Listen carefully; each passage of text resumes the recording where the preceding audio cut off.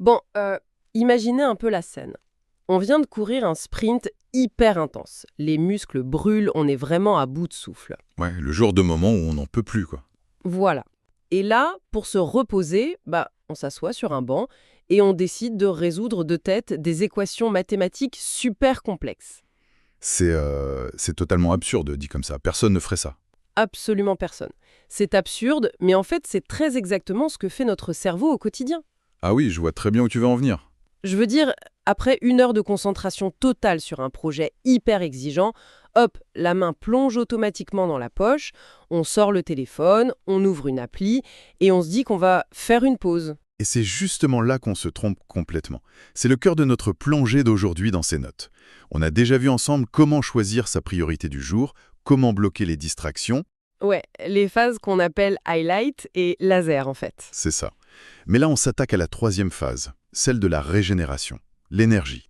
Parce que cette énergie physique et mentale, c'est vraiment le carburant secret pour maintenir sa concentration. Ok, alors décortiquons un peu tout ça, parce que le postulat de Buzz aujourd'hui, il est paradoxal. C'est l'idée que la meilleure façon de gagner de l'énergie, c'est pas d'en faire plus, mais d'oser le vide absolu, de se déconnecter totalement. Et ça va à l'encontre de tout ce qu'on nous apprend, hein. On vit dans une époque où la réponse à la fatigue, c'est l'addition. T'es fatigué? Prends un café de plus, regarde une vidéo motivante, teste une nouvelle technique. Toujours plus de stimuli, quoi. Exactement. L'idée de la soustraction, de retirer des choses, ça nous angoisse. Mais physiologiquement, le mythe de la fausse pause est flagrant. Prenons cette fameuse tactique du livre sur les vraies pauses. Ah oui, ce que l'auteur appelle les piscines à débordement. Voilà. Ces plateformes conçues pour ne jamais s'arrêter. Les flux d'actualité, les vidéos courtes. L'illusion est parfaite, tu vois. On est affalé dans un fauteuil, le corps ne bouge pas, on se croit détendu. Sauf que les données neurologiques montrent l'inverse. C'est pas du tout relaxant pour le cerveau. Mais pas du tout. Lire une nouvelle angoissante sur l'économie ou voir un truc stressant, ça déclenche une réponse immédiate de l'amygdale. Ça libère du cortisol, non? Du cortisol, ouais, l'hormone du stress, et de l'adrénaline. Même une simple photo idéalisée des vacances d'un collègue, ça active des zones liées à la comparaison sociale. Le cerveau n'est pas du tout en veille. C'est un truc de fou. Ça me fait toujours penser à cette image de la voiture sur l'autoroute. Vas-y, je t'écoute. Imagine, on roule à 130 pendant 1 heure. Le moteur est bouillant.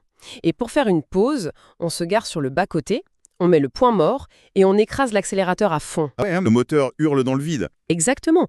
Les jauges s'affolent, on brûle du carburant pour rien et la voiture n'avance pas.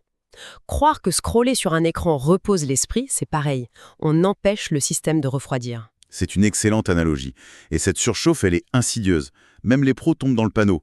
Dans les notes, on a cette anecdote sur Gigi, un des auteurs justement. Ah oui, son histoire avec Twitter. C'est ça.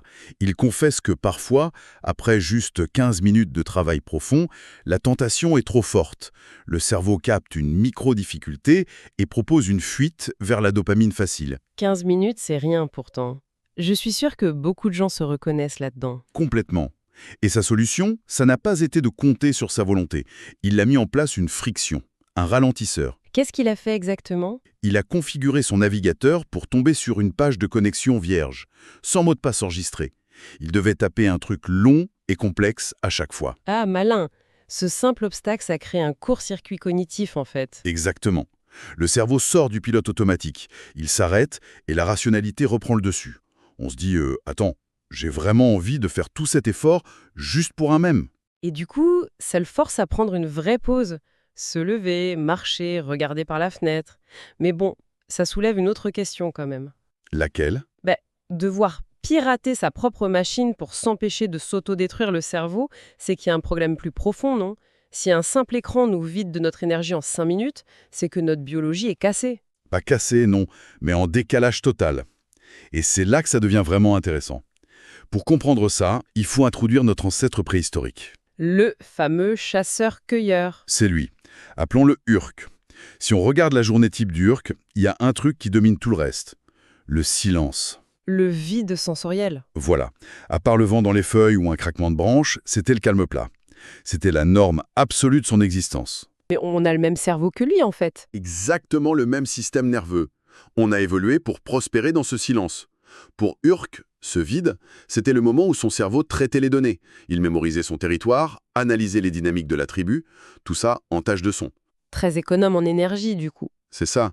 Et nous, on arrive avec ce même matériel biologique dans une vie urbaine moderne. C'est un choc évolutif permanent. Tu m'étonnes. Entre les klaxons, les notifications qui vibrent, les pubs partout, c'est une agression. C'est le mot. Et ça explique ce fameux coup de barre de 14 heures. On pense souvent que c'est juste la digestion. Ouais, le fameux pic d'insuline après les pâtes du midi. Ça joue un peu, mais c'est surtout une fatigue d'adaptation. Notre cerveau brûle un glucose monstre juste pour filtrer le bruit ambiant et inhiber toutes ces distractions. C'est une hémorragie d'énergie. Et c'est là que j'aimerais qu'on parle d'un truc fascinant dans les sources. Cette étude japonaise sur le bain de forêt. Ah oui, le Shinrin-yoku, apparu dans les années 80. Exactement, en 82. Parce que la solution à cette fuite d'énergie, elle n'est pas dans la volonté. Elle est environnementale. C'est de la biologie pure. Plonger un être humain dans une forêt, ça fait chuter le cortisol, ça réduit la tension. Le système nerveux passe du mode survie au mode réparation. Et ça touche même notre intellect. C'est la théorie de la restauration de l'attention. En ville ou au bureau, on épuise notre mémoire de travail avec une attention dirigée. Et c'est prouvé. Il y a cette étude de l'Université du Michigan en 2008. Les chercheurs ont testé la mémoire de travail de 2 groupes avec des tests du genre répéter des chiffres à l'envers. Des tests bien costauds. Très costaud. Un groupe a marché 50 minutes dans un grand parc naturel. L'autre groupe a marché en plein centre-ville dense. Et les résultats, au retour? Sidérant. Le groupe nature a vu ses performances bondir de 20%. 20% de capacité cognitive en plus, juste en marchant dans les bois. Le groupe urbain, rien. 0 amélioration. 20%, c'est énorme. Et ça s'explique par un concept que j'adore, la fascination douce. La fascination douce, explique-nous ça. En ville, le cerveau bosse à plein régime pour éviter les voitures, ignorer les passants. L'attention volontaire est pompée. Dans la nature, c'est l'inverse. Les nuages, les oiseaux, le vent, ça capte notre attention involontaire. Ça ne demande aucun effort en fait. Aucun. Et pendant ce temps-là, le système d'attention dirigée peut enfin se mettre en veille. Il se répare. C'est une vraie mise à jour du système. Sauf que, bon, on n'a pas tous une forêt de pins derrière notre bureau. C'est le problème. La plupart des gens évoluent dans ce groupe urbain. Alors concrètement, on fait comment pour recréer ce vide sensoriel en ville? Les notes proposent plusieurs tactiques. Il y a la méditation, bien sûr, mais il y en a une autre, la tactique numéro 79, qui est géniale, et qui crée une grosse résistance psychologique. Ah oui? Laquelle? Oubliez volontairement ses écouteurs à la maison, juste pour un trajet. Oh là! Je sens que ça va faire grincer des dents. L'inconfort que ça génère est révélateur. Dire à quelqu'un de prendre le métro ou de marcher 20 minutes sans podcast ni musique, ça crée presque de l'angoisse. On a développé une phobie de l'espace blanc mental. On bouche le moindre silence avec de l'audio. Mais attends, je t'arrête sur ce point. Vas-y. Parce qu'écouter un livre audio historique ou un cours en allant au boulot, c'est optimiser son temps, non? Je vois tout à fait ce que tu veux dire. Bah oui, c'est de l'apprentissage pur. Pourquoi je m'en priverais sous prétexte de chercher le vide, alors que ça me rend plus compétente? Parce que cet argument de l'optimisation confond deux choses, l'acquisition et la consolidation. C'est-à-dire? Écouter ce livre audio génial, c'est de l'entrée de données, du input. Ton cerveau fait un super boulot pour encoder ça.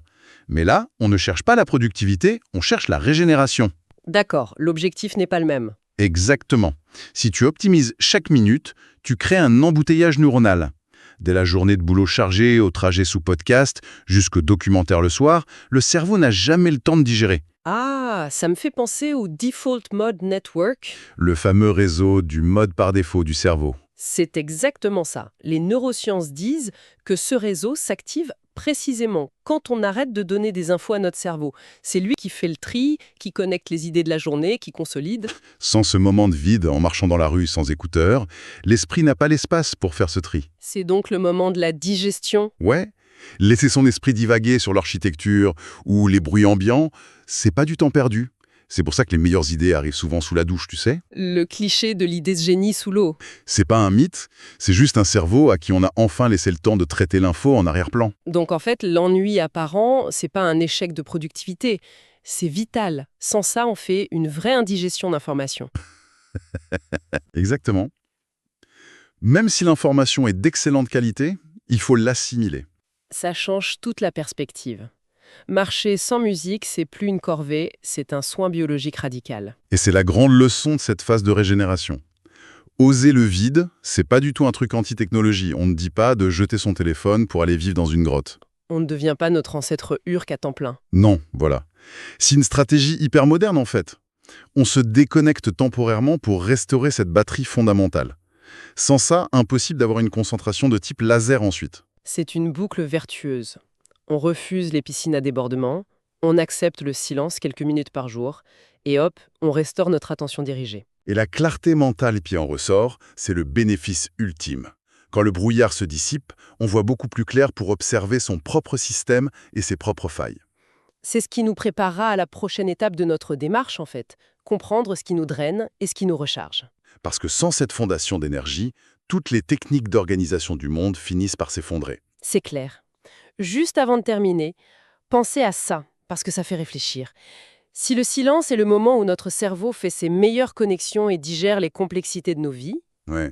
combien de grandes idées ou de solutions géniales avons-nous étouffées cette semaine, juste en mettant un podcast pour faire la vaisselle? C'est une sacrée question.